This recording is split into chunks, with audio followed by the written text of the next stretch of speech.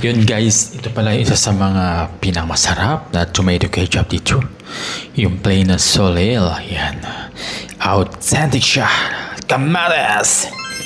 Ano kaya guys yung pwedeng gawing ako dito? Kasi nagugutom ako. Kailangan ko na kumain. Ito kaya pwede tong iulam kasi para maiba naman. Lagi na lang yung foods dito ay mga manok. At yan, ito pala guys yung pinakamanamis-namis na ketchup dito. At yan, at yan, at tingnan nyo guys, no? Bali ito ay gawa siya rito.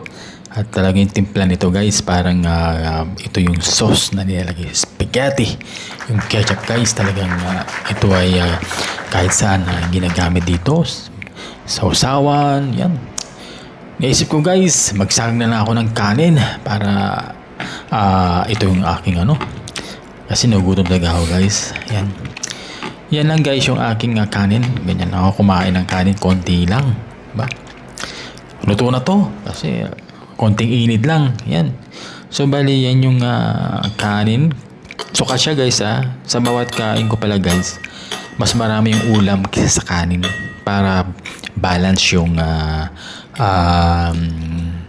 carbohydrates guys. Hindi naman masyadong gutom, hindi naman sobrang busog, hindi naman masyadong gutom. Tama lang yan. Yun. Nasaan na ba yung ketchup? Ito pala guys. Try ko nga tong iulam para maiba naman.